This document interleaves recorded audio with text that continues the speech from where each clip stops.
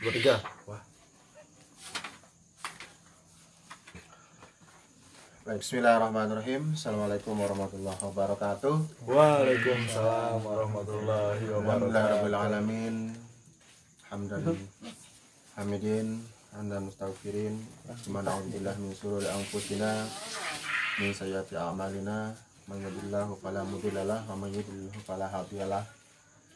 Allahumma shalli ala sayyidina Muhammad wa ala ali sayyidina Muhammad, amma ba'du. Baik, adik-adikku yang selalu istiqomah, yang selalu mukimah, yang selalu kontinuitas dalam mengikuti agenda kegiatan kita sebelum bulan Ramadan, yakni kegiatan yang selalu kita isi dengan kegiatan-kegiatan yang baik, kegiatan-kegiatan yang positif. Itu salah satunya membekali diri agar ada modal, agar ada bekal ya sebelum kita memasuki bulan Ramadan. Jadi bulan Ramadan ini adalah bulan yang syahrul azim, syahrul mukrimun, syahrul barakah. Jadi kita harus punya ilmu, kita harus punya pengetahuan, kita harus punya wawasan untuk menuju bulan tersebut. Kenapa? Karena di bulan itu kan bulan penuh dengan ibadah, bulan penuh dengan amalan, bulan penuh dengan kegiatan yang baik. Oleh sebab itu, menuju bulan itu kita juga perlu ilmu-ilmu untuk menuju ke sana, supaya amalan-amalan yang kita lakukan, ibadah-ibadah di dalam bulan puasa yang kita kerjakan itu tidak batal, tidak sia-sia, artinya tidak kena dengan apa yang disebutkan oleh Rasulullah SAW, yaitu kam min shaimin laisa lahu min siyamihi illal ju'i wal atas. Jadi supaya kita tidak kena atau tidak tersindir dengan hal itu. Baik, adik-adik semua, kita akan membahas, tadi malam kita membahas apa tadi malam? Syarat sah puasa. Syarat sah puasa. Jadi tadi malam itu kita berbicara tentang syarat sah puasa. Oke, syarat sah puasa tadi malam ya. Syurut saum. Jadi tadi malam itu kita membahas syarat sah puasa. Berapa syarat sah kita berpuasa? 4. Yang pertama Islam. Yang kedua berakal. Yang ketiga Bersih dari haid. dan nifas. Itu untuk laki-laki atau perempuan? Untuk perempuan ya. Ya berarti kalau laki-laki itu dipertanyakan apa dia itu adalah anciu gitu kan atau tidak, dia itu bantong atau apa gitu kan. Itu perlu dipertanyakan kalau dia haid. Nah, yang selanjutnya apa? Puasa di hari yang diwajibkan. Puasa di hari yang diperbolehkan untuk padanya itu berpuasa. Itu diingat itu. Jadi sah puasa kita kalau misalnya kita sudah ada syarat-syarat sah itu melekat pada kegiatan puasa kita. Ya, kegiatan puasa kita itu loh yang sah. Nah, bisa dipahami ya. Selanjutnya kita akan membahas, kita masuk pada malam hari ini, yaitu syurutu wujubis syiyam, syurutu wujubus shaum. Syarat-syarat diwajibkannya seseorang itu untuk berpuasa. Jadi apa perbedaan syarat sah? Perbedaan syarat sah itu apa? Perbedaan syarat sah yuk? Yang melekat pada syarat wajib itu. Yang melekat pada yang melekat pada perbuatannya, ya ibadahnya. Nah itu artinya syarat sah itu adalah yang melekat pada pekerjaan puasanya. Jadi puasanya akan sah jika ada syarat-syarat sah itu ada di dalam berpuasa. Seperti tadi kan Islam, kemudian berakal, kemudian suci dari haid dan nifas bagi yang perempuan, kemudian dia tahu waktu diwajibkan atau disunatkannya puasa. Nah, dia tidak berpuasa di bulan yang di bulan atau di hari yang tidak diperbolehkan berpuasa. Oke, baik. Sekarang kita masuk pada syarat wajib puasa. Syarat wajib puasa itu apa definisinya? Mal muradu bi syurut wujubis syiyam.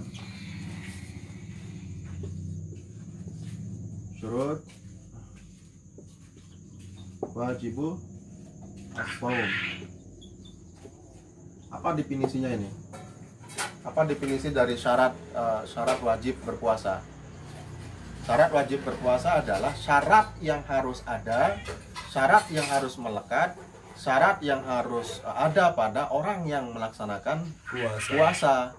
Jadi syarat wajib ini adalah untuk orang yang melakukan puasa. Nah, bisa dipahami? Ya. Orangnya. Itu maksudnya syarat wajib.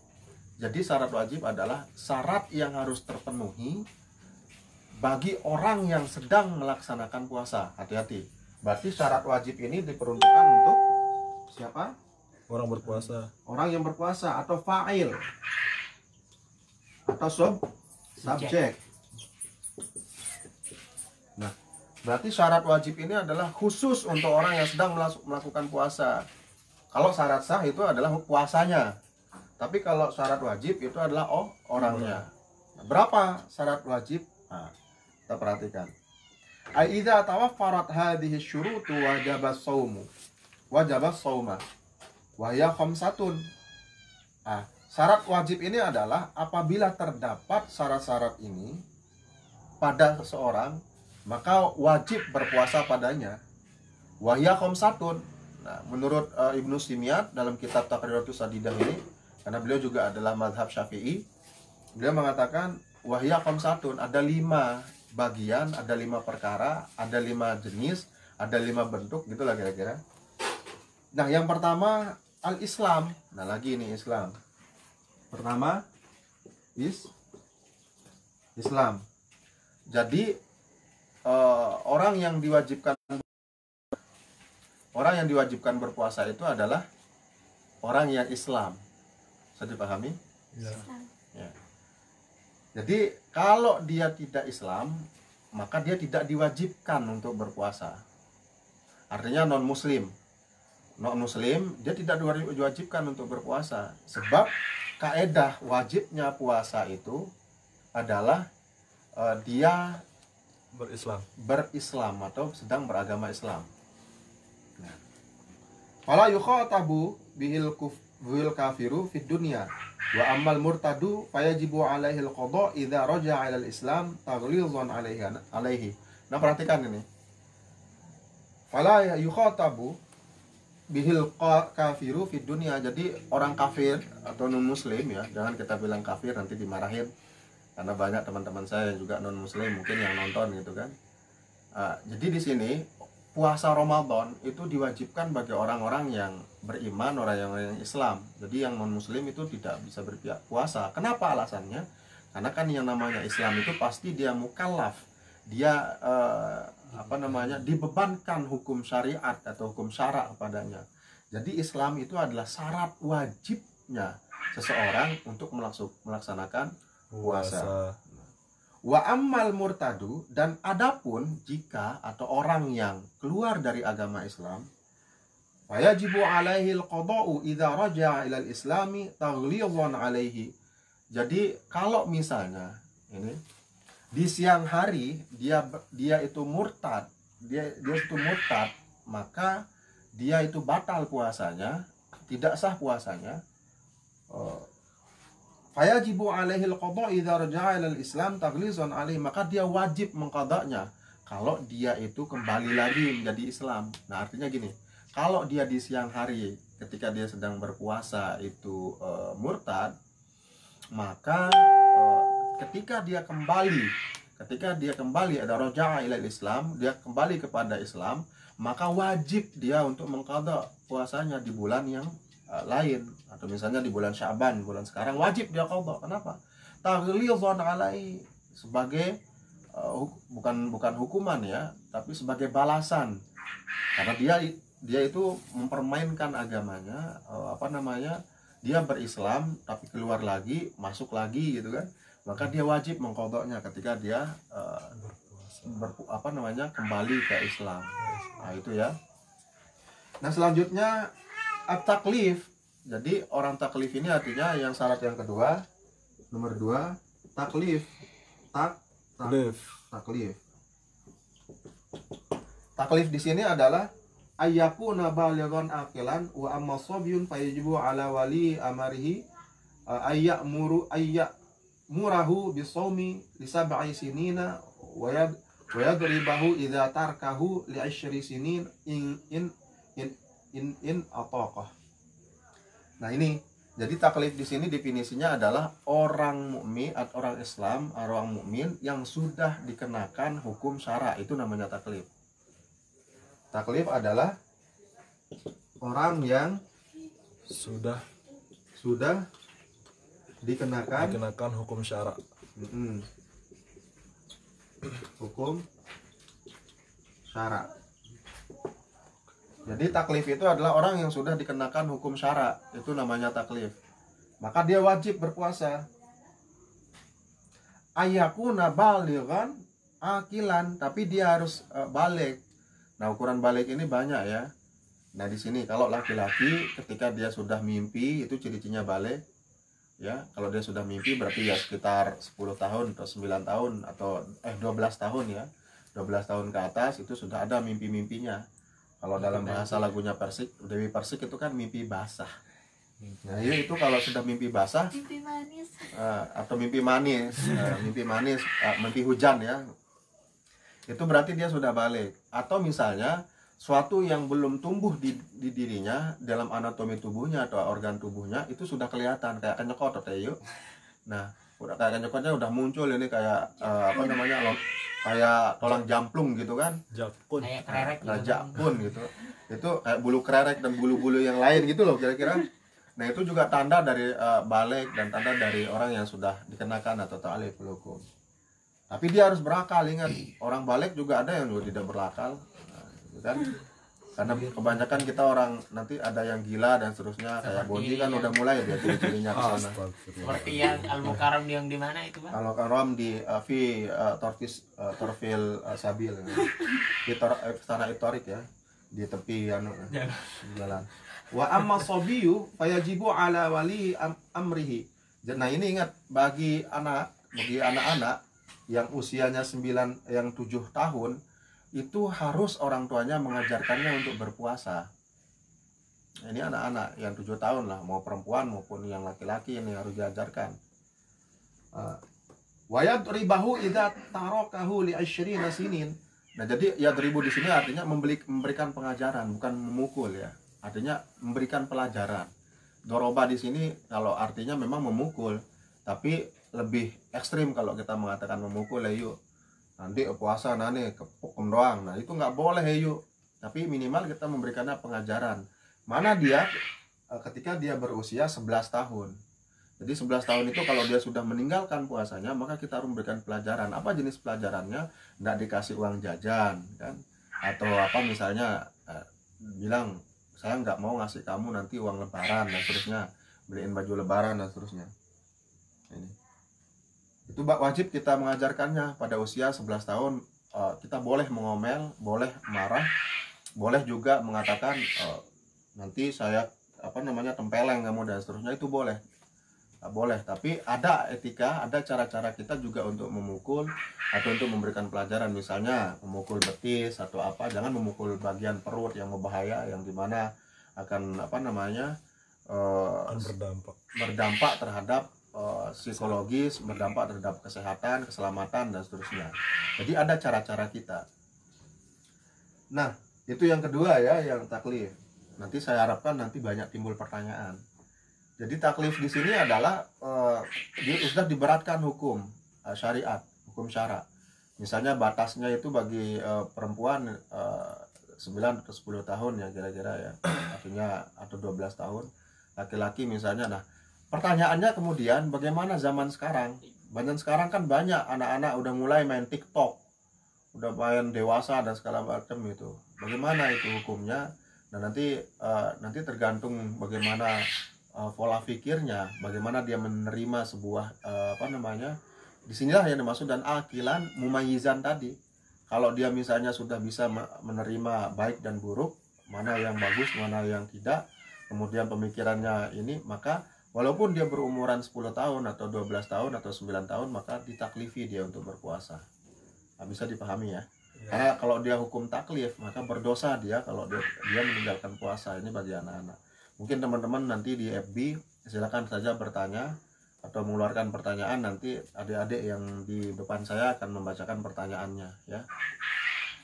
Nah, Selanjutnya, syarat wajib puasa itu adalah bagi orang yang mampu ini al-itaqah. Nah, apa artinya al-itaqah ini? Mampu. Mampu. Apa katanya? Berarti aku dekman balik, dekman mimpi basah. Rajak Ilyin. Nah, oke, yang di Malaysia selamat lockdown aja ya. Nah, dengar. Jadi yang selanjutnya syarat wajib itu adalah al-itaqah. Apa maksudnya al-itaqah? Al-qudrah, mampu. Al-qudrah artinya mampu. Ai al-qudrah alaihi. Wal itaqah takunu hasan wa syar'an. Jadi yang dimaksud dengan al-itaqah ini adalah mampu melaksanakan puasa. Jadi ulama membagi mampu ini pertama secara hisan wa syar'an. Secara zahir wa syar'an secara syarat. Apa maksudnya hisan? Fala yajibu ala syekhil harim wal marid alladhi la yarji biru'ihi. Nah, di sini hisan ini artinya ada dua ya. Hisan ini bentuk ya. Kemampuan ini ada dua macam. Ada namanya secara zahir ya. Secara zahir, maka dia tidak boleh berpuasa bagi contohnya secara zahir, mampu secara zahir, secara bentuk tubuh dan seterusnya. Orang tua renta, orang tua reot gitu kan, kayak Ratna besok jadi orang tua kan udah nggak inget lagi. Bonji juga udah ada kelihatan alamat tuanya kan. Maka tidak boleh dia tidak berpuasa, tapi dia harus bayar fidyah. Nah ini zahir ini artinya orang tua, misalnya orang tua renta, kalau dia berpuasa, orang tua renta, makanya di sini ibaratnya asy-syekhul harim wal marid alladzi la yarju biru'ihi. Jadi boleh dia berpuasa bagi orang tua yang sangat tua. Kalau dia misalnya puasa benggeh-benggeh, makan 2 jam aja belum, kalau belum makan kan opa dan seterusnya, dan dia pikun dan seterusnya, itu boleh dia tidak berpuasa. Maka apa hukumnya nanti? Nah, nanti ada namanya fidyah nanti ya. Ada di fidyah dari 1 hari, 2 hari, 3 hari misalnya tidak mampu, atau sebulan dia tidak mampu, maka dia harus berfidyah senilai 1 bulan itu. Nah, jumlah fidyahnya nanti ada di sini. Nah, itu. Yang kedua, orang yang mampu di sini artinya yang secara mampu, wal marid alladzi la yurja baro'ahu. Jadi orang yang sakit parah, kalau dia puasa maka akan sulit untuk sembuh, itu maksudnya. Jadi boleh dia tidak berpuasa. Nah, itulah yang dimaksud dengan itaqah tadi, mampu mengerjakan puasa. Nah, kemampuan di sini ada 2 jenisnya, mampu secara zahir dan mampu secara syara. Nah, zahir dan syara. Nah, kalau bagi zahir di sini adalah karena ada yang orang tua yang tidak mampu dan ada juga orang yang sakit-sakitan. Kalau dia berpuasa maka akan jatuh mudarat, akan jatuh menghilangkan nyawanya atau penyakitnya tidak akan sembuh. Maka boleh dia tidak berpuasa. Sama hukumnya. Nanti kalau dia sehat di bulan Ramadan maka wajib dia qadha, atau tetap dia sehat maka dibayarkan fidyah bagi keluarganya. Bisa dipahami ya? Bisa pahami ya. Nah, selanjutnya yang selanjutnya adalah syar'an, yaitu ya secara syara. Nah, mampu ini yang kedua adalah secara syara. Fala yajibu 'alal haid wan nifas, maka tidak diwajibkan bagi orang yang haid dan nifas. Artinya mampu di sini secara syara, maka tidak diwajibkan ya John ya. Tidak diwajibkan John bagi orang yang haid dan nifas di sini. Makanya mampu di sana artinya adalah mampu dia kalau dia tidak sedang haid dan tidak nifas. Sebab kalau orang haid itu sudah jelas hukumnya, orang sholat aja tidak boleh kan, orang baca memegang mushaf saja tidak boleh kan, apalagi dia mengerjakan puasa wajib seperti bulan Ramadan. Maka al-itaqah di sini yang dimaksud kemampuan di sini adalah secara syariat, itu adalah untuk wanita ini, untuk wanita. Bagi perempuan yang sedang haid dan sedang nifas. Oke. Nah, selanjutnya as-sihah. Wala yajibu 'alal marid. Nah, ini sama ini. dia keadaannya sehat walafiat, maka tidak diwajibkan juga bagi orang yang sakit parah seperti yang saya jelaskan tadi. Yang ketiga adalah sehat. Mampu itu ada 3 macam, mampu secara zahir atau zahir ya, secara fisik dan seterusnya. Mampu secara syariat bagi perempuan itu. Kemudian yang ketiga adalah dia sehat, dia tidak sakit kalau sedang berpuasa. Nah, kalau misalnya Arbi dia sehat-sehat amat kemudian sakit berpuasa, ini perlu dipertanyakan. Harus disuntik pakai suntikan Santi gitu kan. Karena dia muda, dia berenergi, dia bertenaga. Tapi ketika dia berpuasa ternyata dia sakit. Nah, ini perlu dipertanyakan kelakiannya kan. Harus kasih minum ekstra jos. Extra bos. Oke, sehat, yang sehat. Nah, di sini wala yajibu alaihi tambiyatun niyah in wajadal marid qabla al-fajr fa illam yujadu wajaba alaihi tambiyat wa shaum tsumma in ada alaihi al-marid aftar. Nah, ini. Jadi ini perhatikan ini adik-adik semua. Jadi sekarang gini, ada orang yang sehat waktu dia sedang sahur,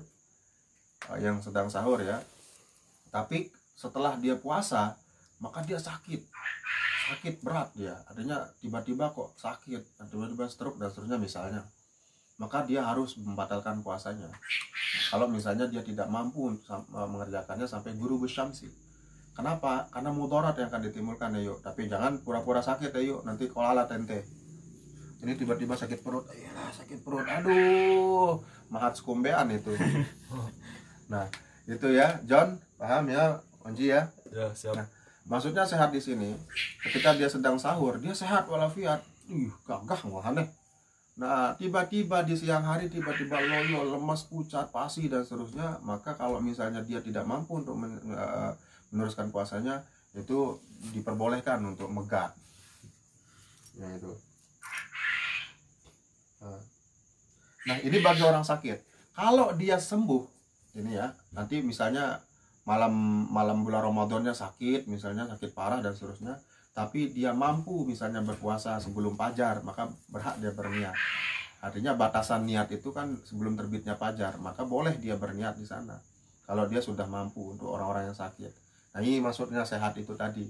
Sehat itu ukurannya adalah ketika dia mampu dan tidak melahirkan mudarat ketika berpuasa. Jadi ada juga pertanyaan mengatakan lah, kalau misalnya puasa ini kan untuk kesehatan.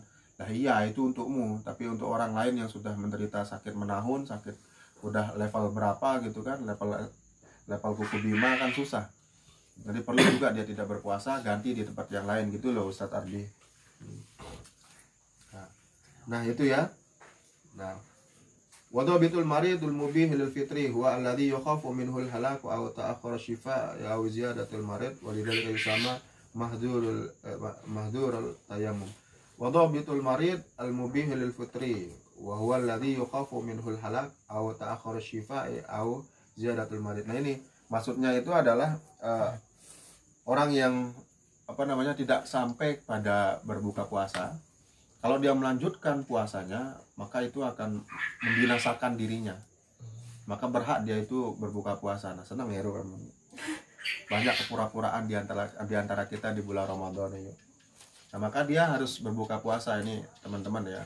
Jangan memaksakan diri, jangan memaksakan, artinya kalau sakit parah itu, demamnya tinggi apalagi sekarang musim corona ya. Maka kalau misalnya sudah dikatakan positif dan seterusnya, alangkah baiknya ya anjuran dokter itu lebih utama gitu kan. Nah, untuk menjaga hifzun nafas tadi, menjaga nyawa kita, itu anjuran dokter itu lebihnya. Artinya kalau misalnya mau puasa tapi karena puasanya itu terhalang dan seterusnya, maka lebih baik tidak berpuasa, begitu. Itu maksudnya. Nah, yang kelima al-iqamah. Dia itu penduduk asli. Nah, al-iqamah yang kelima al-iqamah. Yang kelima penduduk, atau kalau dalam bahasa penduduk ya, penduduk sivil ya, penduduk sivil atau penduduk asli desa itu. Dia menetap di satu wilayah. Al-iqamah fala yajibu 'alal musafiri alladhi yusafiru safaran tawilan 82 km di sini. Yaitu tsaniyata wa sab'in tsaniyata wa thamanina kilometer mubahan wa yashtaratu li jawazil fitri fi safari ayusafara qabla tulu'il fajri. Nah, jadi al-iqamah di sini maksudnya penduduk, orang yang penghuni dari desa tertentu. Nah, kayak Heru kan penghuni, dia bukan makhluk halus. Dia penduduk, maksudnya penduduk sivil, artinya dia sudah menetap di suatu desa. Udah lama gitu kan, udah berdomisili di Songa gitu kan.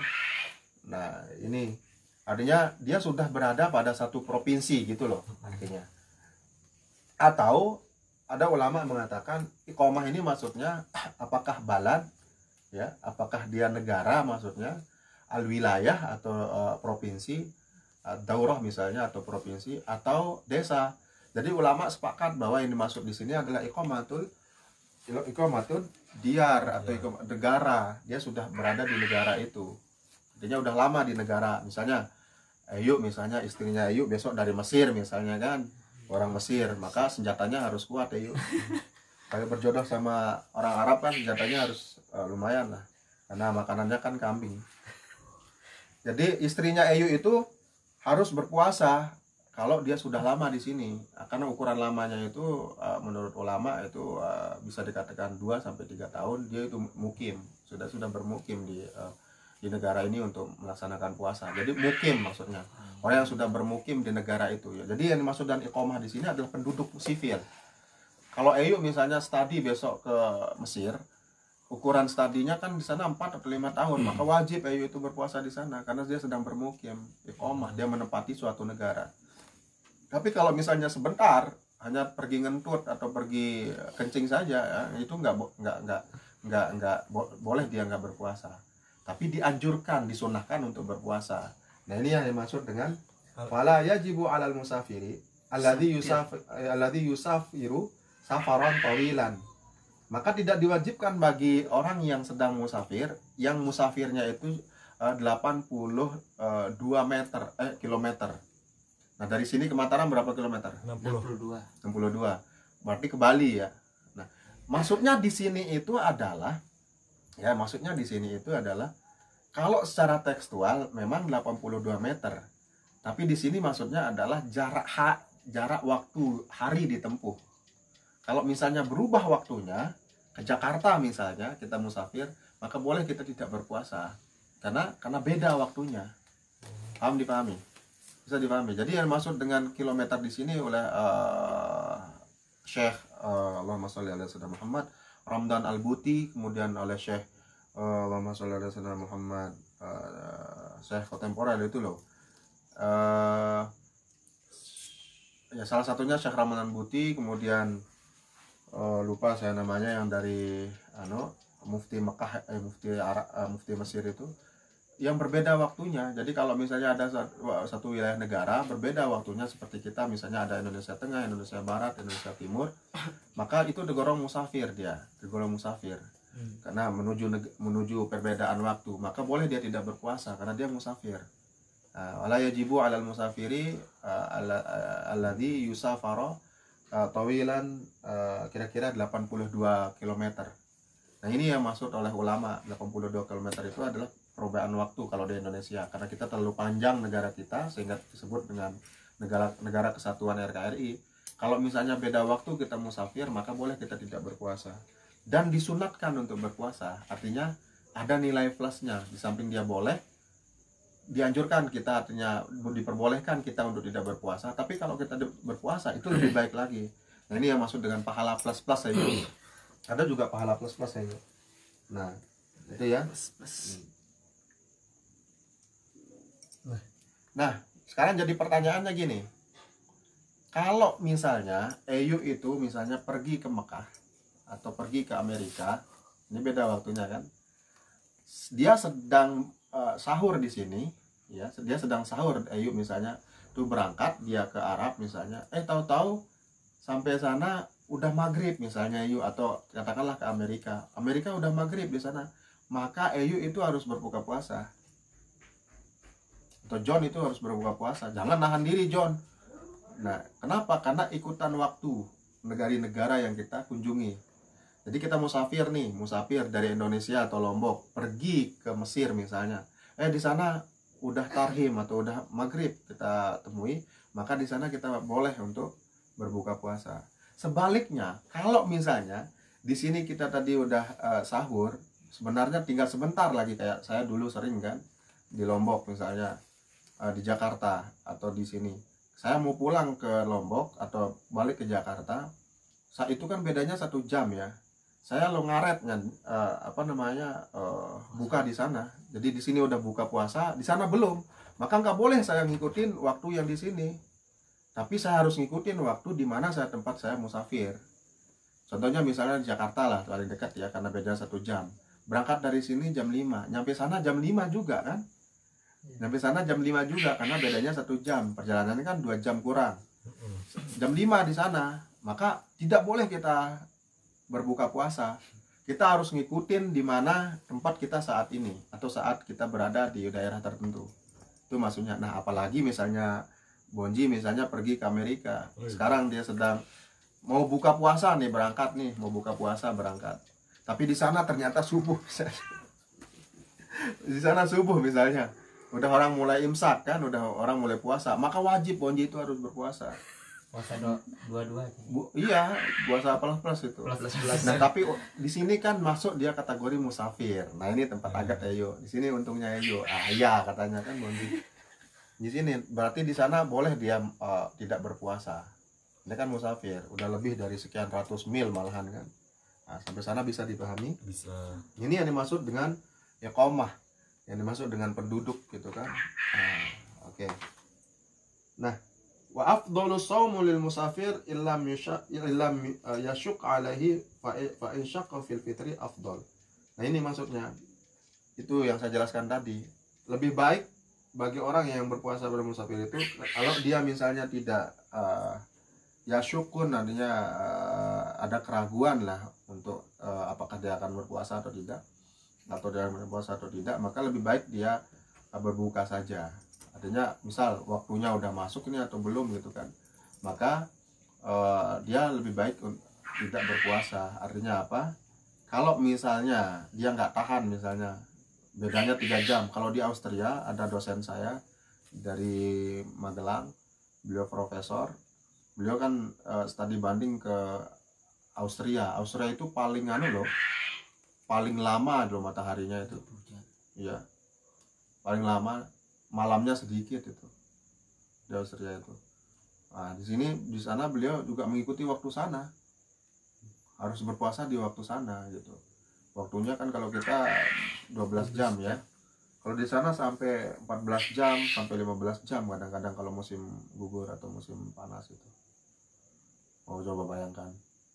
Nah, di sana harus wajib menggunakan waktu sana, itu maksudnya. Bisa dipahami ya? John, bisa dipahami John? Hah? John bisa paham ya? Oke John sayang, kalau ternyata udah paham.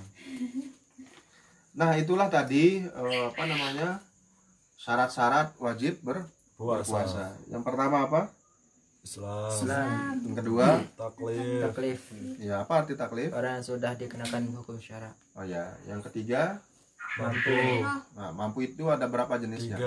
3. 3. Yang pertama Zahir. Syarat. Syarat dan sehat. Nah, yang ketiga sehat ya. Yang keempat yang kelima ya. Ya bukan ya. Yang keempat sehat ya. Yang keempat sehat. Yang keempat sehat. Ya, yang keempat sehat ini salah ini. Yang keempat ini. Ini kelima ya. Yang empat sehat ya. Nah, terus yang kelima iqamah itu dia penduduk asli.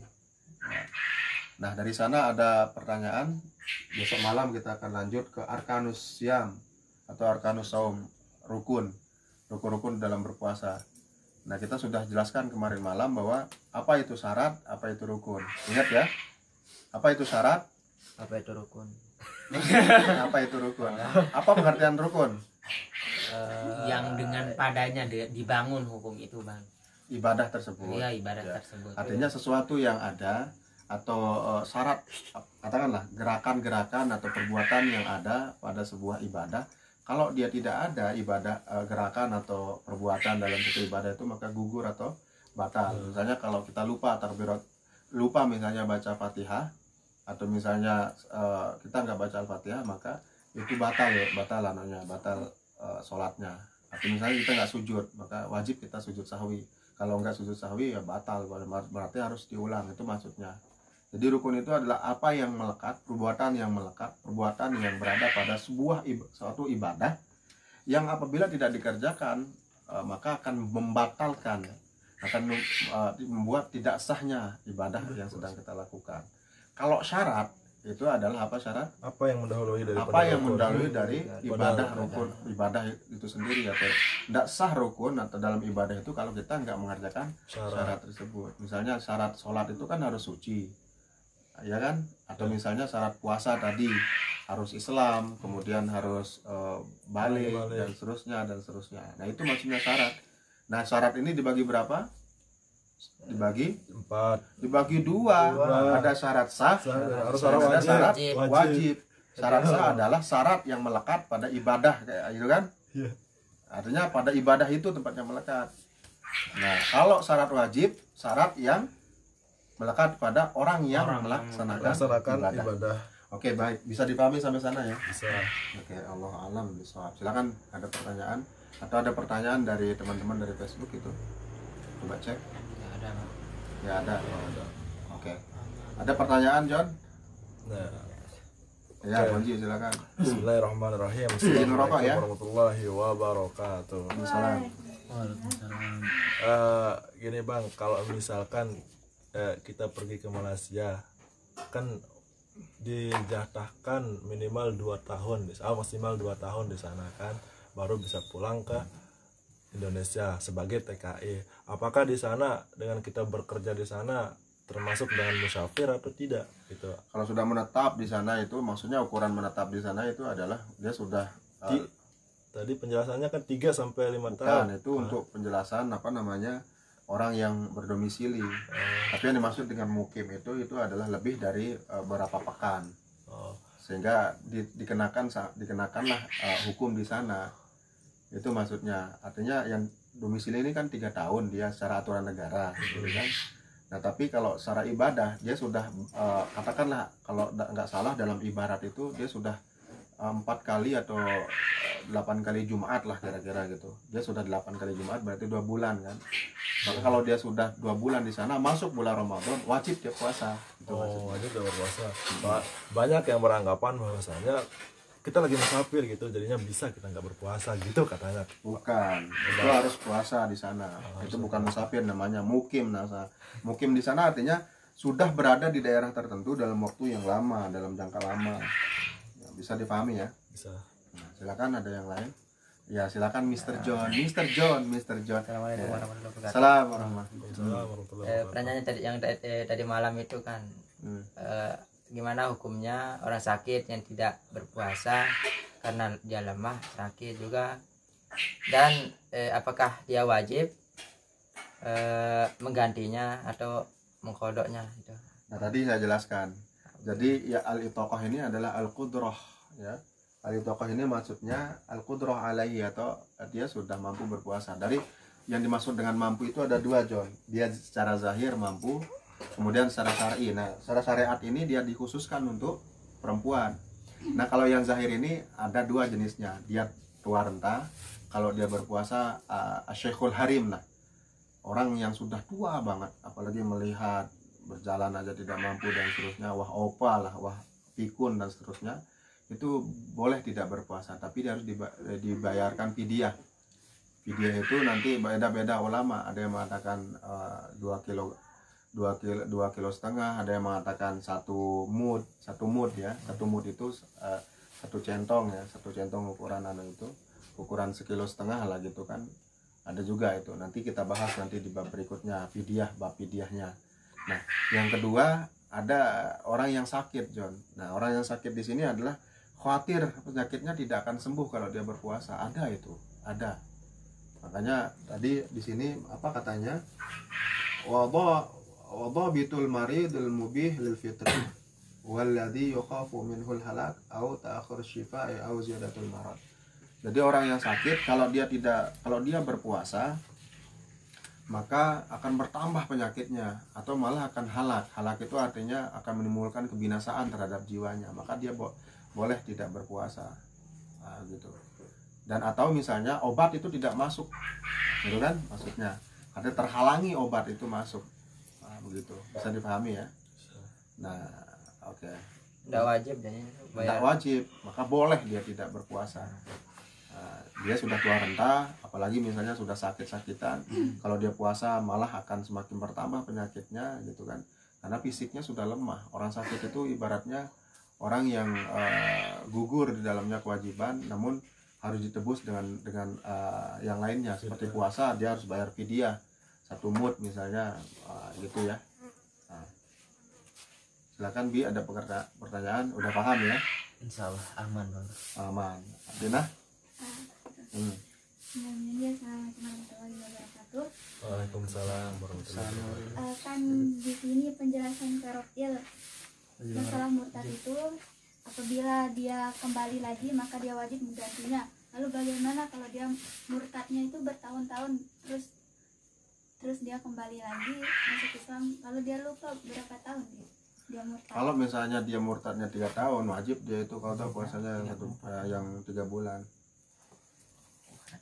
Terus lupa kan berapa Lupa. tahun dia lupa. Maka orang yang sekitarnya pasti ada yang ingat. Maka boleh dia mengkadanya. Kalau dia nggak mampu kada, minimal dia sudah bayar fidyah. Kalau dia mati harus ada bayar fidyah, harus ditebus, harus ada namanya badal ya, ada namanya badal. Nah, di sini hadis itu berlaku tetap berlaku ya. Hadis yang mengatakan in qata amalu adama itu salah sah itu. Bukan itu maksudnya. Dari puasa itu tetap nanti akan dibayarkan oleh anaknya, keluarganya melalui fidyah dan sebagainya, itu tebusan namanya gholizon, untuk orang-orang ini supaya tidak macam-macam mempermainkan agama gitu. Bisa dipahami? Ada request pertanyaan Bang Rob Ya. di saudara Sanul di rumahnya, apakah ada perbedaan syarat wajib puasa di bulan Ramadan dengan puasa sunnah? Itu ya. Ya. Tidak ada perbedaannya. Jadi sama posisinya di sini. Yang namanya puasa sunnah maupun puasa wajib. Ya kan, yang namanya puasa ini kan ibadah kan, sama kayak sholat. Ya jadi apakah dia puasa sunat maupun puasa wajib sama posisinya. Nah tapi di sini maksudnya itu al wajib di sini adalah khusus untuk bulan Ramadan karena dia bulan yang diwajibkan. Nah kalau puasa sunat namanya juga disunatkan, maka syarat wajib di sini itu tidak terpakai karena dia tidak wajib puasanya. Tapi kalau syarat sah puasa maka berlaku di sana. Bisa dipahami ya. Kalau nggak ada orang non muslim yang puasa sunat, nggak ada. Yang ada itu syariat kita yang mengajarkan puasa sunat kan begitu. Maka hukumnya di sana sah gitu. Maka syarat sahlah yang dilihat, bukan syarat wajib. Syarat wajib ini ya bagi wajibul asyam, syarat untuk wajib untuk melaksanakan puasa. Artinya taklifi, dalam hukum taklifi. Kalau sunnah itu larinya nanti ke hukum sahnya, syarat sah. Artinya bukan syarat wajib gitu loh, Nul. Bukan syarat wajib. Maksudnya di sini puasa Ramadan atau puasa nazar atau puasa qadha, puasa yang wajib. Maka syarat wajibnya itu untuk melaksanakan qadha, untuk melaksanakan nazar, untuk melaksanakan bulan Ramadan gitu. Jadi untuk puasa sunat yang sah-sah saja. Misalnya kita ambil nih Islam, taklif gitu kan, sunat. Jadi tidak harus misalnya wajib di Ramadan, tidak gitu kan. Bisa dipahami ya? Bisa. Silakan Ayu, tumben nggak ada pertanyaan Ayu? Sedang gelisah atau sedang nggak dibalas WA-nya? Bisa Oke. bertanya sekali lagi? Nah silakan, terakhir ya. Terakhir, terkait dengan bagaimana batasan-batasan sakit bagi para cowok atau para lelaki ketika lagi berpuasa agar puasanya itu kan bisa dipegat atau bisa dipegat, bisa tidak berpuasa bisa ya? Artinya gini, kalau dia sampai menimbulkan pingsan atau misalnya dia tidak sadarkan diri, dan juga kedua kalau dia sudah menyampai pada obat itu sudah tidak bisa masuk Artinya apa? Dia udah terlalu sakit lah gitu kan. Nah, kalau berbicara batasan, memang karena kita belum sakit kan. Iya. Nah, disinilah ukuran diri itu, ukuran diri seorang yang melaksanakan puasa. Kalau Bonzi mengatakan batasan sakit itu, ya dirimulah yang merasakannya. Artinya apa? Saya nggak bisa membatasi diri kalian itu sakit parahnya seperti apa kan begitu. Ya. Tapi jangan main-main dengan penyakit. Padahal nggak sakit parah bisa bertahan kira-kira gitu ya. Ya, atau apa gitu, tiba-tiba mengatakan dirinya sakit, itu tidak boleh mempermainkan ibadah. Kalau pinang gitu. Ya, kalau pinang-pinang biasa bisa tidur obatnya segala macam, ya silakan berpuasa lah. Artinya dia halak. Di sini ada namanya ini. Walladzi yukhafu minhul halaku aw ta'akhkhara syifaa'i aw ziyadatul marid wa dzalika ma yusamma mahdzur tayammum. Mahdzur tayammum ini adalah orang yang tidak bisa melaksanakan tayamum, maksudnya berdiri tidak bisa, kemudian mengerjakan wudhu tidak bisa. Kenapa? Karena dia nggak bisa bangun. Jadi cukup dia mahdzur tayamum, dia boleh untuk melakukan tayamum maksudnya. Kalau misalnya nggak bisa nyentuh air, terus nggak bisa bangun, parah banget, maka diperbolehkan dia tayamum untuk wudhu. Maka itu yang dimaksud ukuran untuk sakit itu. Mahdzur tayamum, apa yang membolehkan dia untuk bertayamum gitu. Karena orang boleh untuk tayamum salah satunya adalah sakit parah kan. Itu kan. Maka itu ukuran sakit, atau itu ukuran orang yang boleh tidak berpuasa bagi orang yang sakit. Ketika dia ukurannya itu hanya untuk tayamum aja, berwudu. Orang yang diperbolehkan tayamum kan seperti itu kan. Sakitnya parah. Tapi kalau misalnya sakitnya buat-buatan kayak Bonji sering pinang-pinang gitu kan, karena rambutnya belum dipotong gitu kan, karena penyakitmu ada di rambutmu misalnya kan, kayak bukan seperti Tarzan masuk kota ya rambutnya dipotong pakai potongan bunga itu. Nah itu ya bisa dipahami ya. Artinya batasan sakit yang dimaksud di sini adalah batasan ketika orang diperbolehkannya untuk tayamum. Karena kalau sudah orang tayamum itu kan sakit parah itu. Nah, itulah batasan. Masih pinang, masih puyang, masih bisa untuk chattingan dan segala macam, ya silakan berpuasa lah. Ya. Kirain bisa ada. Oke, itu aja ya. Itu aja ya. Mengajarkan. Itu saja. Iya, itu. Oke, baik pemirsa, baik teman-teman semuanya, adik-adikku semua yang ada di rumah. Insya Allah besok malam kita lanjutkan pada rukun-rukun puasa. Nah, kita masuk rukun-rukun puasa sekarang. Artinya rukun puasa ini adalah apa yang ada dalam puasa itu sendiri. Nah, kita udah masuk ke puasanya ini. Yang tadi kita sudah kita berada di tangganya ya. Kita sudah berada di tangga. Kita udah masuk sekarang di wilayah Ramadannya, atau wilayah puasanya, atau zat puasanya besok malam. Jadi karena kita sudah masuk pada rukun, maka di sana kita sudah masuk pada wilayah puasanya. Kata di besok malam ini tempat asiknya. Artinya kita sudah masuk pada muara puasa itu sendiri. Kalau ini kan syarat-syaratnya ya menuju puasa itu. Nah, kalau besok malam kalau sudah berbicara rukun, kita sudah masuk pada puasanya. Ibarat kita menuju telaga atau kolam. Sebelum ke kolam itu kan ada syarat, ada alat yang wasilah yang kita jalan kaki pakai motor atau apa kan.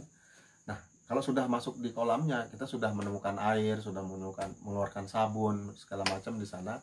Nah, kita sudah masuk besok malam itu di arkan siam atau rukun-rukun untuk berpuasa. Kita sudah masuk di puasanya. Baik, itu saja, kita berdoa semoga apa yang kita dengar, kita baca, kita kaji pada malam ini bermanfaat untuk kita semua, untuk adik-adik dan untuk teman-teman di FB, supaya bermanfaat dan adalah makna atau gunanya kita berpuasa besok di bulan Ramadan, dan semoga Allah mempertemukan kita dengan Syahrul Siyam, Syahrul Azim, Syahrul Mubarak ini. Kita baca Fatihah ya untuk semua kita, guru-guru kita, para rasul, terutama Rasulullah SAW dan keluarganya. Surah Al-Fatihah.